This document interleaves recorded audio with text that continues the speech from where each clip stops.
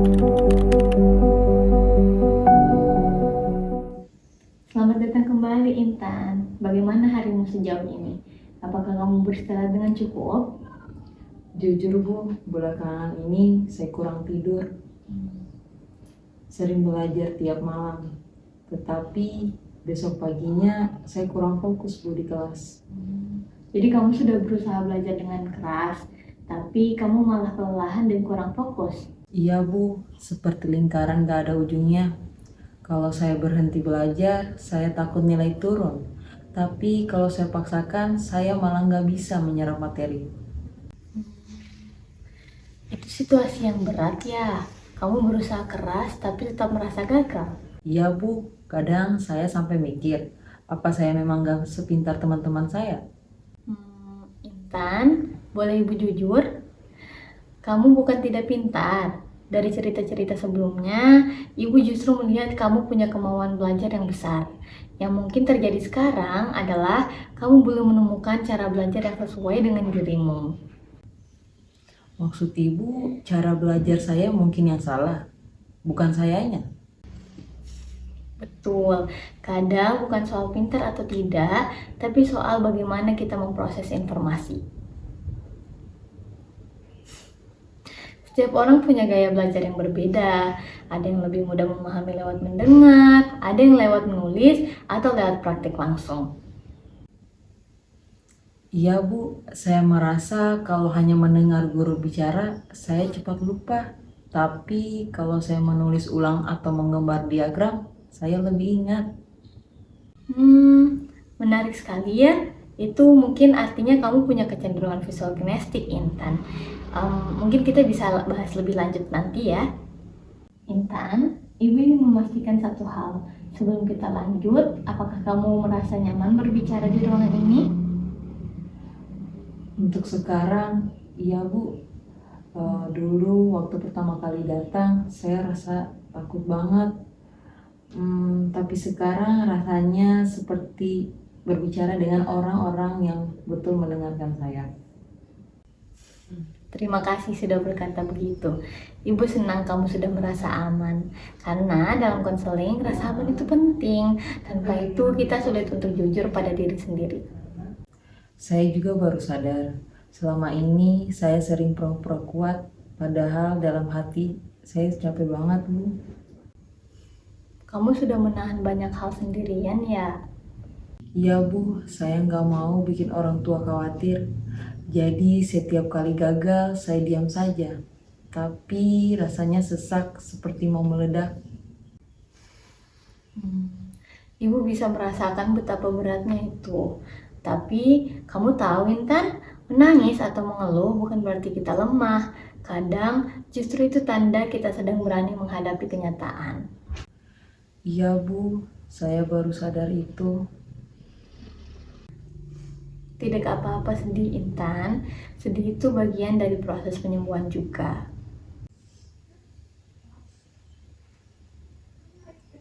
Baik, sekarang kamu sudah lebih tenang kan? Hari ini kita akan masuk ke tahapan yang sedikit berbeda, yaitu tahapan pembinaan. Oke? Jadi, Ibu tidak hanya akan mendengarkan, tapi juga membantu kamu menemukan solusi dan strategi nyata. Akan ada bagian di mana Ibu memberi informasi, nasihat, contoh, bahkan mungkin latihan kecil. Kita akan belajar bersama langkah demi langkah, oke? Wah, jadi nanti kita bukan cuma ngobrol ya Bu? Masih ngobrol, tapi dengan arah dan tujuan. Kita akan sama-sama berusaha agar kamu punya kendali atas kesulitanmu. Baik Bu, saya siap. Bagus Intan. Satu hal lagi yang perlu kamu tahu, dalam proses ini tidak ada yang instan. Yang penting bukan seberapa cepat kamu berubah, tetapi seberapa konsisten kamu mau mencoba. Oke? Oke Bu, saya akan berusaha. Itu sudah cukup sekarang. Kalau begitu, sebelum kita mulai ke bagian inti, boleh Ibu tahu dulu hal apa yang paling ingin kamu perbaiki dari dirimu dalam hal belajar? Mungkin saya ingin belajar untuk tidak mudah panik dan bisa lebih fokus Bu. Karena kalau sudah panik, semua materi langsung hilang dari kepala saya. Itu tujuan yang baik. Dan kamu tahu, kesadaran itu langkah awal menuju perubahan. Nah, jadi hari ini kita mulai dari sana ya, dari hal yang paling dekat denganmu, yaitu rasa panik dan sulit fokus.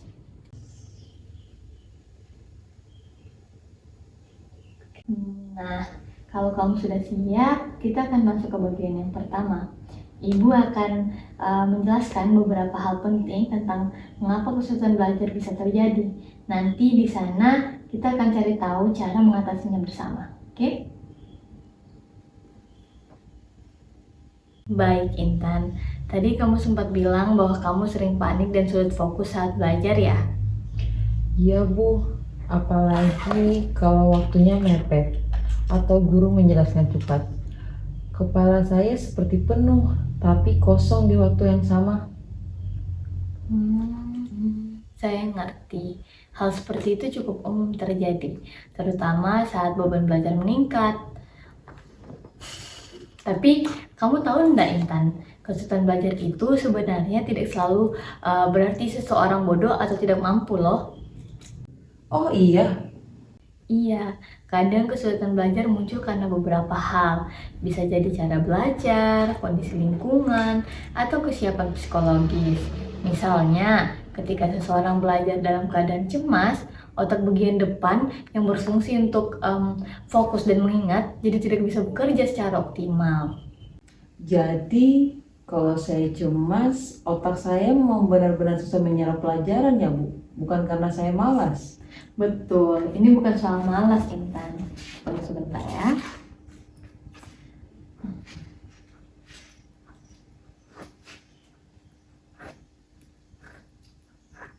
Coba kamu lihat ini.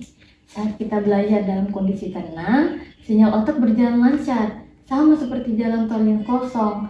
Tapi kalau kita belajar sambil panik atau cemas, jalurnya macet, informasi sulit masuk dan disimpan di memori jangka panjang. Kamu mengerti? Wah, saya baru tahu Bu. Pantas saja setiap kali panik saya seperti lupa semuanya. Itu wajar, otak sedang melindungimu dari stres berlebihan. Tapi sayangnya, mekanisme itu justru menghambat proses belajar. Jadi sekarang kita tahu bahwa masalah utamamu bukan ketidakmampuan, tapi ketegangan pikiran yang membuat fokusmu menurun. Iya Bu, rasanya kayak semua kecil bisa bikin saya cemas. Bahkan suara berisik saja bisa bikin saya berhenti belajar. Jadi lingkungan juga ikut memengaruhi ya. Suasana rumah yang ramai, suara televisi, notifikasi HP, semua itu membuat fokusmu mudah terpecah. Betul Bu, kadang saya sudah niat belajar, tapi baru buka buku tiba-tiba HP bunyi, lalu saya lihat sebentar, terus malah kebablasan main media sosial. Itu salah satu bentuk distraction trap atau jebakan distraksi. Banyak siswa mengalaminya loh, Intan, apalagi di era digital seperti sekarang. Sebentar ya.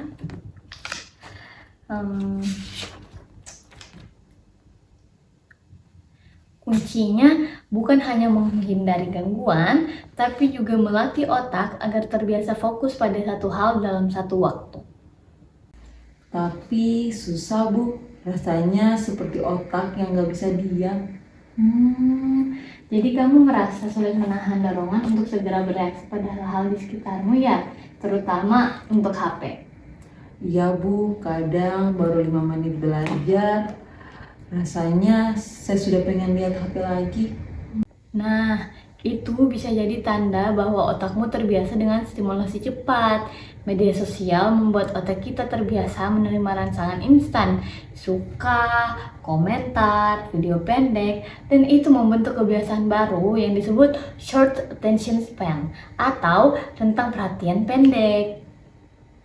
Jadi itu sebabnya ya, saya cepat bosan belajar. Tepat sekali. Tapi otakmu bukan rusak, Intan. Otakmu hanya beradaptasi dengan pola yang salah. Tapi kabar baiknya, pola itu bisa diubah. Bisa diubah Bu? Bisa dengan latihan yang konsisten. Nanti kita akan bahas caranya. Tapi sebelum itu, saya ingin kamu paham dulu bahwa belajar bukan hanya soal membaca buku. Belajar adalah proses tubuh, pikiran, dan emosi bekerja secara bersamaan. Kalau salah satunya terganggu, hasilnya juga ikut terganggu. Saya baru sadar sekarang, Bu. Kadang saya belajar sambil marah pada diri sendiri. Dan mungkin itu bikin tambah susah masuk materinya. Jadi selama ini kamu belajar dalam kondisi menekan diri sendiri. Kamu memaksa otak bekerja dalam suasana penuh ketegangan.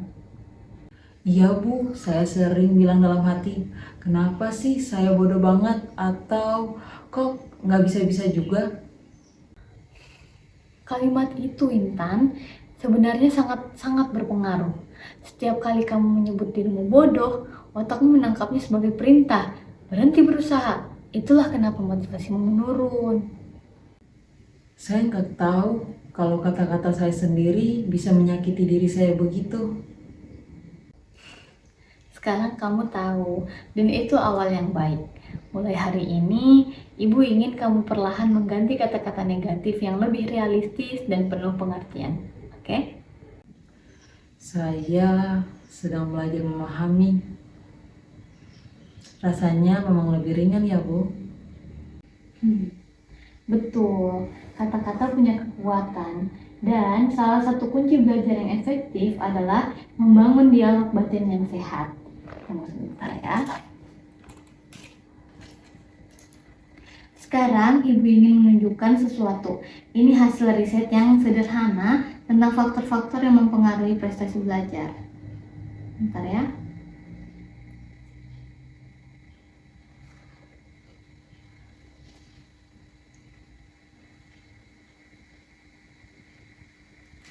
Nah, dari kelima ini, menurut Intan, yang paling kuat mempengaruhi kondisimu sekarang apa? Mungkin yang keempat, Bu, kondisi emosional. Karena kalau saya tenang, saya bisa belajar dengan baik.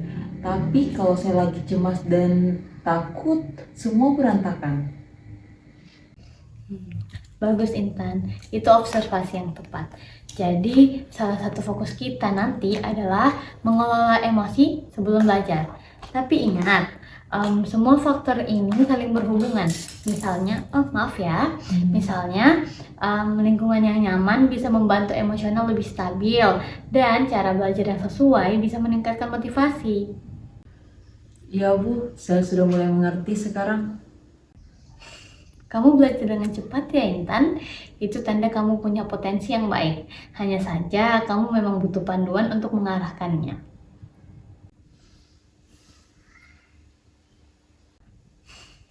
Oke, nah sekarang setelah kamu tahu gambaran umumnya bagaimana, Ibu ingin tahu apakah kamu ingin melanjutkannya dengan membicarakan bagaimana sih caranya mulai mengubah kebiasaan belajar. Jika ini, kita bisa bahas strategi konkret, dan nanti Ibu juga akan memberikan beberapa contoh dan saran yang bisa kamu praktikkan di rumah. Iya, Bu, saya ingin tahu sekali caranya. Baik, Intan, sekarang Ibu ingin kita mulai berbicara tentang langkah-langkah yang bisa kamu lakukan untuk mulai memperbaiki cara belajar dan mengelola kecemasanmu ya. Iya, Bu, saya akan siap mendengarkannya. Bagus. Pertama-tama, Ibu ingin kamu paham bahwa perubahan itu bukan proses yang instan, sama seperti kita menanam bunga. Kita perlu waktu, perawatan, dan kesabaran. Jadi, kamu tidak perlu menuntut dirimu untuk terus selalu sempurna. Mengerti? Iya, mengerti, Bu. Iya, Bu, kadang memang saya terlalu keras sama diri sendiri. Dan itu hal yang akan kita ubah pelan-pelan. Sekarang, Ibu mau beri beberapa saran yang bisa kamu coba mulai malam ini. Boleh? Boleh banget, Bu. Baik. Pertama, atur waktu belajar dengan realistis. Jangan langsung target 2 jam penuh. Coba mulai dari 25 menit, fokus 5 menit istirahat. Nah, itu namanya teknik Pomodoro. Selama 25 menit, fokus penuh tanpa gangguan. Setelah itu, kamu boleh cek HP sebentar, jalan, atau minum. Wah, Boleh banget Bu, kayaknya cocok deh buat saya yang cepat bosan. Betul, itu salah satu cara agar otakmu tidak cepat lelah. Lalu yang kedua, buat zona belajar yang nyaman dan bebas distraksi. Kamu bisa jauhkan HP dari meja belajar, atau kalau sulit, aktifkan mode jangan ganggu dulu ya. Itu tantangan besar Bu, tapi saya tetap ingin coba. Bagus. Ingat, yang kita latih bukan hanya disiplin, tapi juga kontrol diri. Kamu sedang mengajari otakmu untuk patuh pada tujuanmu, bukan pada kebiasaan lamamu. Ngerti? Iya Bu, jadi ini bukan soal tentang HP ya, tetapi bagaimana saya bisa menahan diri ya. Tepat sekali. Kamu paham dengan cepat ya, Intan? Oke. Nah, saran yang ketiga, berdamai dengan kegagalan kecil. Kalau nanti kamu gagal fokus atau tidak sesuai rencana, jangan langsung menyalahkan diri sendiri. Katakan saja, tidak apa-apa, aku masih belajar. Karena setiap orang butuh proses. Oke? Saya sering banget Bu marah kalau gagal. Kadang saya bilang ke diri sendiri, udah kamu emang gak bisa. Tapi sekarang saya ngerti, itu justru bikin tambah jatuh. Iya Intan, pikiran negatif itu seperti duri kecil, tidak terlihat tapi lama-lama melukai. Tugas kita adalah mencabutnya satu persatu, lalu menggantinya dengan kalimat yang menenangkan. Saya suka cara Ibu ngomong, rasanya kayak tenang aja. Terima kasih Intan, Ibu juga ingin kamu bisa menenangkan orang lain suatu hari nanti dengan caramu sendiri. Sekarang, saran keempat, kenali waktu terbaik untuk belajar. Ada orang yang fokus di pagi hari, ada juga orang yang fokus di malam hari. Kapan kamu merasa paling tenang dan fokus? Mungkin sore Bu, setelah mandi, makan, pikiran saya agak segar. Nah, itu waktu Mas Intan. Mulai besok, sisihkan waktu 25-30 menit setiap sore untuk belajar mata pelajaran yang paling sulit. Nah, boleh kamu buat jadwal kecil atau apapun itu lalu tempel di dinding, oke? Ya Bu, saya suka kalau dijadwal, jadi rasanya agak terarah. Bagus sekali. Dan yang kelima, jaga komunikasi dengan orang terdekat. Kalau kamu merasa cemas atau kewalahan, jangan dipendam. Ceritakan ke teman yang bisa dipercaya atau datang lagi ke ibu. Boleh Bu, Boleh Bu, saya senang cerita sama Ibu. Rasanya kayak nggak dihakimi. Itu tujuan ruang ini, Intan. Ruang yang aman untuk menjadi dirimu sendiri. Nah, Ibu ingin tambahkan satu hal penting, yaitu soal keberanian menegaskan diri. Kamu bilang tadi sering takut bilang tidak kepada teman-teman atau orang lain kan? Atau sulit menyampaikan perasaanmu, betul? Iya Bu, saya takut kalau orang gak suka sama saya. Itu manusiawi Intan, tapi kalau kamu terlalu sering menahan diri, kamu bisa kehilangan arah dan merasa tidak berdaya. Makanya ibu mau ajak kamu latihan sedikit. Ini bagian dari assertive training, supaya kamu bisa berani menyampaikan pikiranmu tanpa menyakiti orang lain. Latihan bagaimana ya Bu? Kita coba situasi sederhana ya. Bayangkan kamu sedang belajar, lalu temanmu mengajak nongkrong padahal kamu belum selesai. Biasanya kamu akan bagaimana? Biasanya saya langsung ikut Bu, takutnya saya dibilang gak asik. Oke, sekarang coba ubah. Katakan versi asertifnya, yang sopan tapi tetap menjaga dirimu. Mungkin saya bilang, aku pengen banget ikut, tapi aku harus selesaiin belajar dulu. Nanti kalau udah aku nyusul ya. Luar biasa Intan, itu kalimat yang asertif. Jujur, sopan, dan tetap menjaga batasmu. Rasanya lega juga ya, kayak saya masih bisa bilang tidak, tapi tetap baik. Itulah makna asertif, bukan menolak orang, tapi menegaskan diri. Dan mulai hari ini, Ibu ingin kamu melatih itu di kehidupan sehari-hari. Baik Bu, saya akan coba. Kamu bisa mulai dengan hal kecil. Misalnya, bilang ke keluarga kalau kamu butuh waktu tenang saat belajar. Kalimatnya bisa begini, "Ma, boleh nggak saya belajar dulu sebentar? Nanti setelah itu baru bantu Mama." dengan nada suara lembut tapi jelas. Itu salah satu contoh komunikasi yang sehat. Oke Bu, saya akan catat dan saya akan pahami. Nah, terakhir, Ibu ingin kamu ingat satu hal penting. Belajar bukan perlombaan. Tidak semua orang punya ritme yang sama. Kamu punya waktumu sendiri dan itu sah-sah saja. Terima kasih Bu, rasanya beban saya berkurang banyak. Itu karena kamu mulai berdamai dengan dirimu sendiri, Intan, dan itu langkah besar. Nah, nanti di sesi berikutnya kita akan latihan lagi. Kali ini lebih ke contoh pribadi dan penguatan perilaku positif. Kita akan lihat bagaimana kamu mempraktikkan yang sudah dibahas hari ini di rumah dan di sekolah. Baik Bu, saya tidak sabar untuk mencobanya. Bagus, kamu punya semangat yang luar biasa, Intan. Ibu bangga akan hal itu. Baik, Intan. Hari ini kita sudah banyak berbicara tentang perasaanmu, tentang cara belajar, dan tentang keberanian untuk menegaskan diri. Iya Bu, aku mau tanya Bu, emang Ibu pernah kayak gini juga? Menurut Ibu, semua orang, bahkan konselor juga pernah mengalami kesulitan yang mirip. Oh, Ibu juga pernah. Tolong ceritain dong Bu. Tentu, waktu Ibu SMA dulu, Ibu sering merasa tidak cukup pintar. Ada satu pelajaran, fisika, yang setiap kali diajarkan, rasanya seperti kepala Ibu penuh. Ibu takut kalau ditunjuk guru, takut salah. Dan kadang Ibu juga menangis diam-diam di rumah. Serius Bu, saya pikir Ibu dari dulu sudah selalu percaya diri.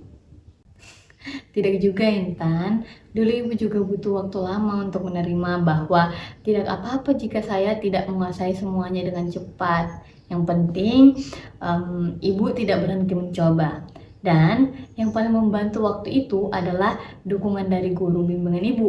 Beliau selalu bilang, kamu tidak harus jadi yang tercepat, yang penting kamu terus berjalan.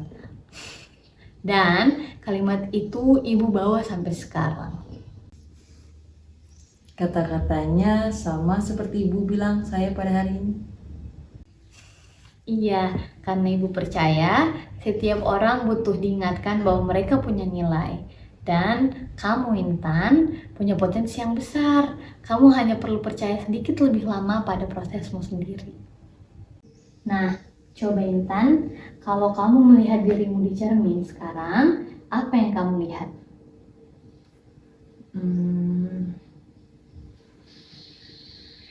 Saya lihat seorang gadis yang sering ragu, tapi juga seorang yang sedang belajar untuk kuat. Wah, indah sekali ya. Itu artinya kamu sudah mulai bisa memandang dirimu secara lebih realistis. Tidak menolak kelemahan, tapi juga mengakui kekuatanmu. Saya baru sadar, selama ini saya cuma fokus kekurangan saya. Saya juga jarang melihat hal baik di diri saya sendiri. Dan hari ini kamu baru melakukannya. Itu langkah besar, Intan. Kadang kita hanya butuh satu orang untuk mengingatkan bahwa kita berharga. Terima kasih Bu. Kalau boleh jujur, saya nggak pernah merasa didengar sedalam ini sebelumnya. Itu karena kamu mau terbuka. Ibu hanya menemani prosesnya.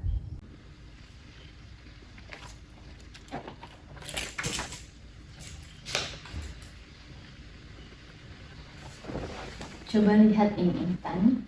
Ini titik kecil di tengah kertas ya, iya Bu. Titik ini ibarat kelemahan kita.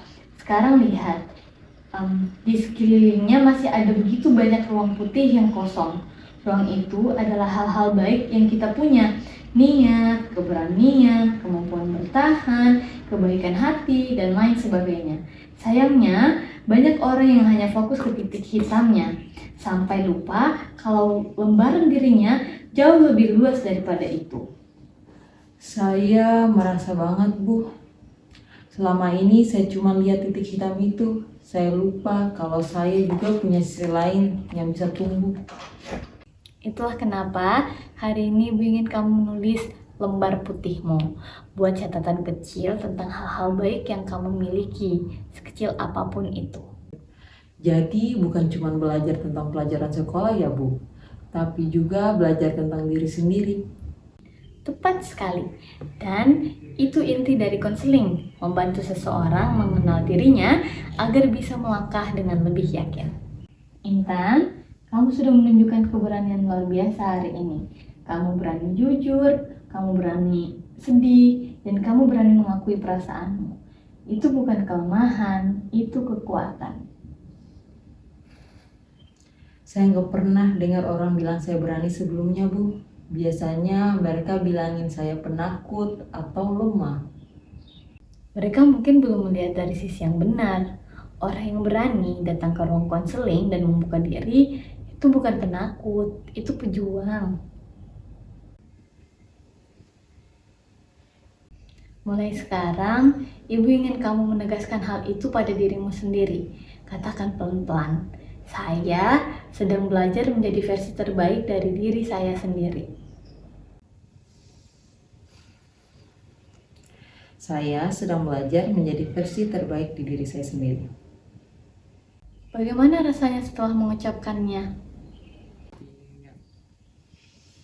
Aneh, tapi semangat Bu. Kayak ada semangat baru yang muncul. Itulah kekuatan afirmasi, Intan. Kadang kata-kata yang kita ucapkan bisa jadi jembatan menuju keyakinan.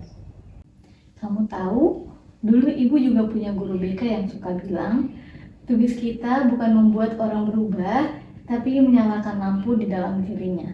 Dan hari ini, Ibu melihat lampu itu mulai menyala dalam dirimu. Saya juga merasa seperti itu Bu. Rasanya saya nggak gelap kayak dulu lagi. Itu karena kamu mulai melihat cahaya dari dalam, bukan dari luar. Dan tugas Ibu hanya memastikan cahaya itu tetap hidup. Intan, sebelum kita akhiri sesi ini, Ibu ingin kita bersama-sama melihat kembali perjalanan yang kamu lewati hari ini. Banyak hal yang sudah kamu sampaikan, dan Ibu melihat betul bagaimana kamu mulai memahami dirimu lebih dalam. Iya Bu, rasanya seperti baru saja ngobrol panjang sama diri sendiri.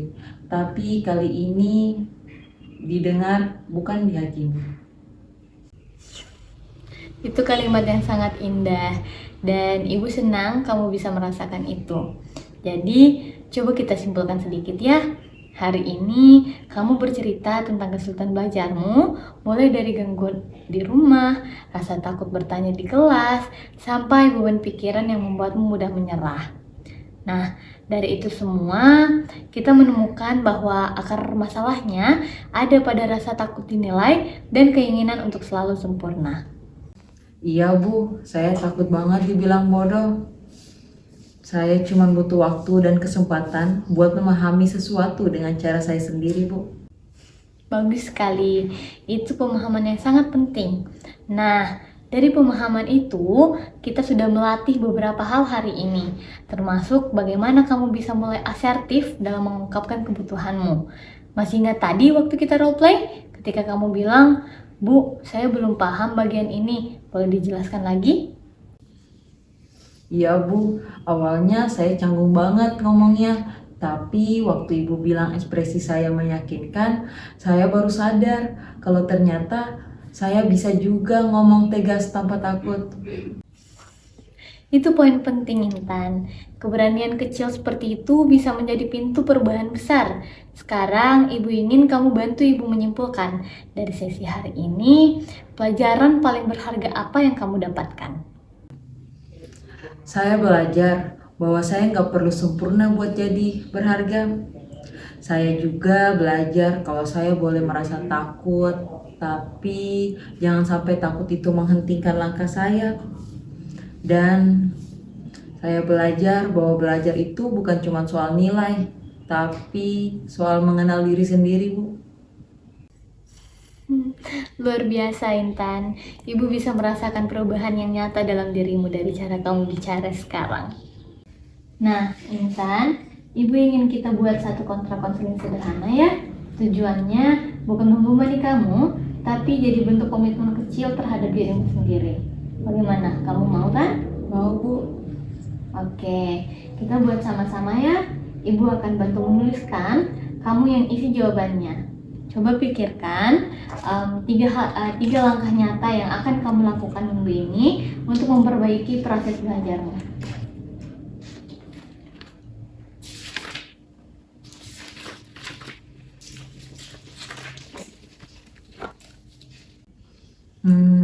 Langkah pertama, saya mau buat jadwal belajar baru yang realistis.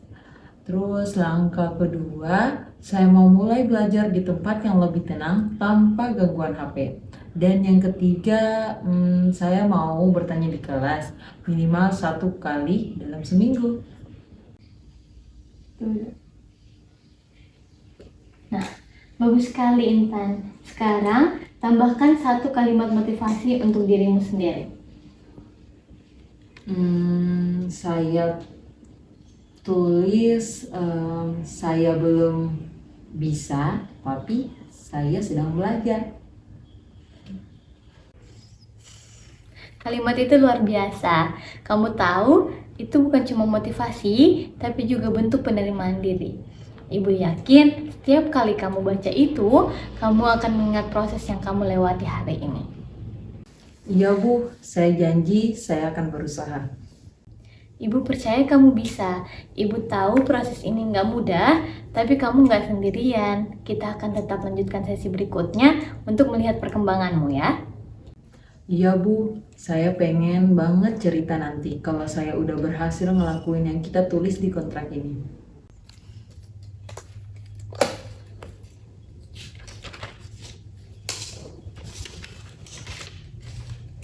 Ini salinan kontrak kita. Simpan baik-baik ya. Setiap kali kamu merasa ragu, buka dan baca ulang. Itu pengingat bahwa kamu sudah memulai langkah baru dalam hidupmu. Terima kasih banyak Bu. Saya merasa kali ini saya punya arah, bukan cuma pengen berubah, tapi tahu harus mulai dari mana. Itu tujuan konseling Intan, bukan sekedar menemukan masalah, tapi menyalakan cahaya kecil yang bisa kamu bawa keluar dari ruangan ini.